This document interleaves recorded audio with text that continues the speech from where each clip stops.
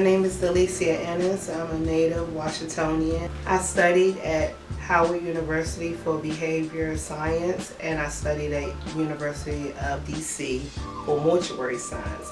And I love the behavior science because it teaches you different things of behaviors and how they transpire and how the mind works. So what I do want to talk to you about is my housing. I am one of those people who has always been passionate in helping people and helping people to be placed in housing. I grew up in a very privileged lifestyle, with my parents being very cautious about losing housing.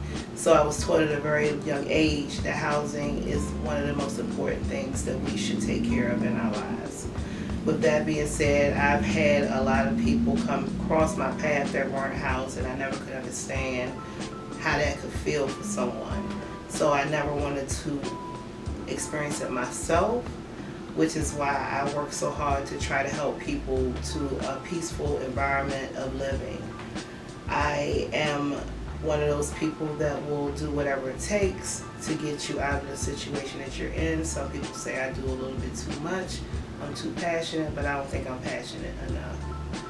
When I think about housing, I think about foundation for your life and growing in your future. And if you are housed and you're stable, then you actually know what you're trying to do next.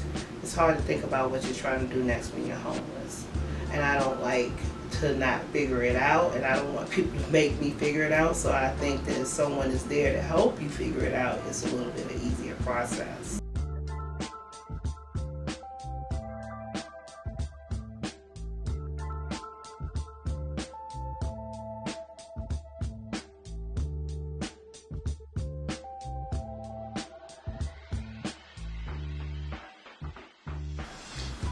Okay, so who am I?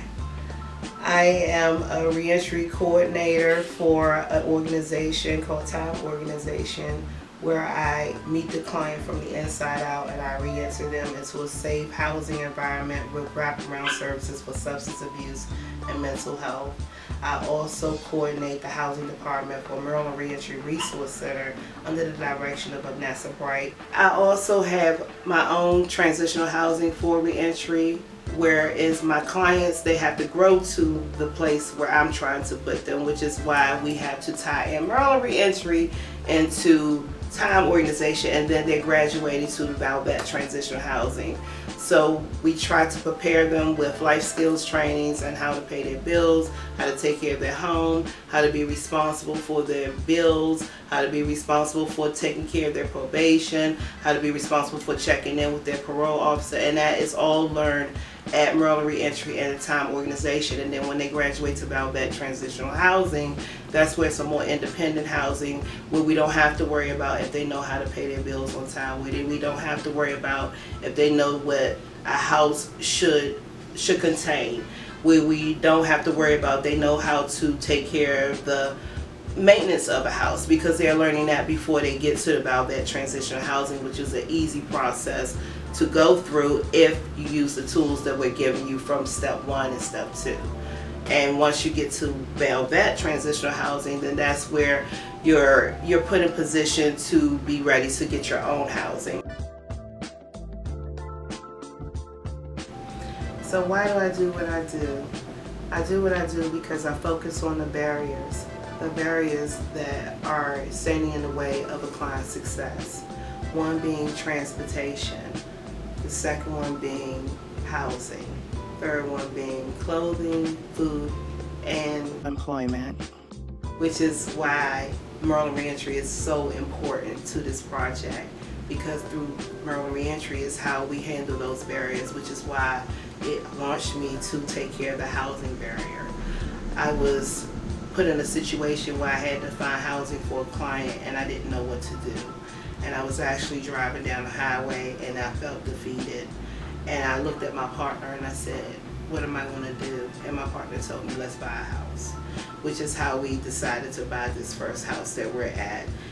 And it is a beautiful house, and I looked at this house in intentions of the people and not intentions of me. So for the first 2 years, I didn't even live in this house. However, I decided to live in here because I wanted to spread the love and I wanted to feel the joy and the energy of the house, because once I came in, I knew it was for me. And this house is surrounded by love and togetherness, and we all work together as a family. So when I hear my clients that are in my other shared housing units say that they can't make it work, I know that that's impossible, because if you put your best foot forward and you're focused and you're letting God lead your path, you can make anything work, and that's what we do here at this house. Now, I have several other houses, and they all have their own different personalities. So I have one house where it is a starting gate for the clients when they're coming out of prison and they just need to get started. And then once they're done with that, then they can move on to the next one. And then I have another house that's more of a family environment. And they cook together, they eat together, they clean together, just like they do in my house here. I also have another house where it's not so togetherness, but they still have their own way of showing each other love and taking care of each other and being each other's keeper. Well, that is the house that is more intense, because those clients are immediately coming out of incarceration. So I have to retrain the brain that they have to share. They need to learn how to live with each other, and they need to know how to take care of each other even when they don't want to. So those houses every house has their own personality, and I love them all. Every house has their own formula to make them work. It's not an easy task, but I do what I do, and it's getting easier day by day with God's grace and mercy. However, every house is different, but this is why I do what I do. To take away the barrier of housing, because that's one of the barriers that we hadn't attacked as fiercely as we're attacking it now, and it's just growing day by day. Being in this program has helped us in multiple different ways. We were homeless since November of 2024.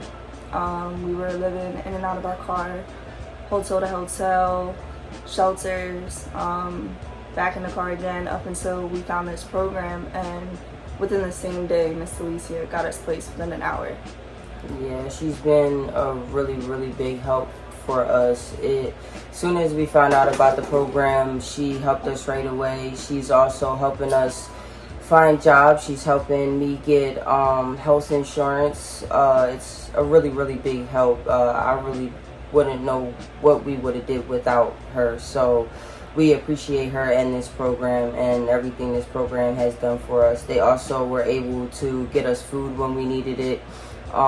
If you don't have clothes, they help you with that. So that's, a very big help as well. So she's just been a very big help all around the board. She's been a breath of fresh air, and it's just been a way easier process, having a roof over our heads, having a full stomach, being able to shower, just the little things in life that you really start to appreciate. And it's all thanks to her and her program. So